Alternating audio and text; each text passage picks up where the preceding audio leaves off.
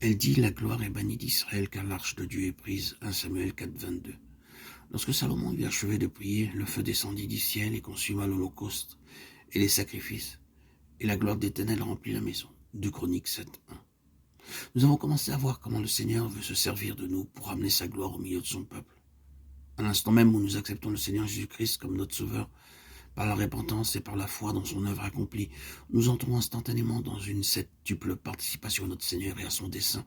Non seulement il nous pardonne nos péchés, quoiqu'ils soient très nombreux, mais en même temps il nous introduit dans une collaboration et une participation éternelle avec lui-même.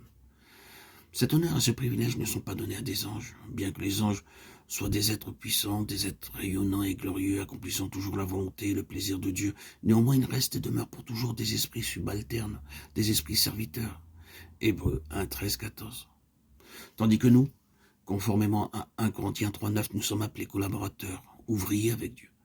C'est en effet un grand mystère que nous, êtres humains pleins de faiblesses, nous puissions être des collaborateurs, des ouvriers avec Dieu, associés à un dessein si grand et si élevé. Mais c'est par la foi que nous acceptons et recevons ce grand honneur d'être ses collaborateurs. Nous avons déjà mentionné comment, du temps d'Élie, le souverain sacrificateur, le péché avait pénétré de toutes parts dans la maison de Dieu. En ces jours-là, la parole de Dieu était devenue très rare et les visions étaient peu fréquentes. Très peu de gens connaissaient la voix de Dieu, les chemins de Dieu ou la parole de Dieu. Les fils du sacrificateur eux-mêmes pratiquaient des choses horribles et iniques. Ils usaient de violence pour s'approprier des choses qui étaient destinées à être présentées en sacrifice à Dieu. Pour cette même raison, l'arche de l'alliance avait été prise et enlevée du milieu d'Israël, et la gloire s'en était allée.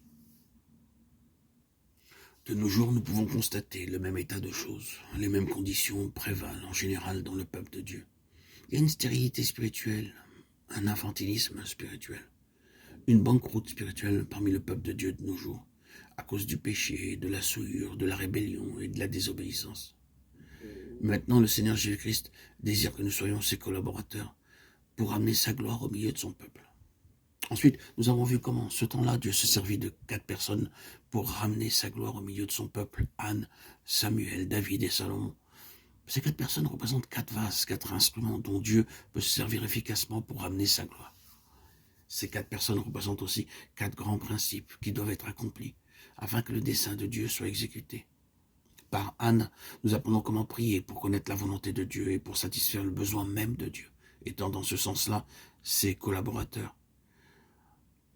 Par Samuel, le Seigneur nous montre comment nous pouvons devenir sa bouche, ses porte-paroles, et connaître et entendre sa voix pour lui obéir implicitement.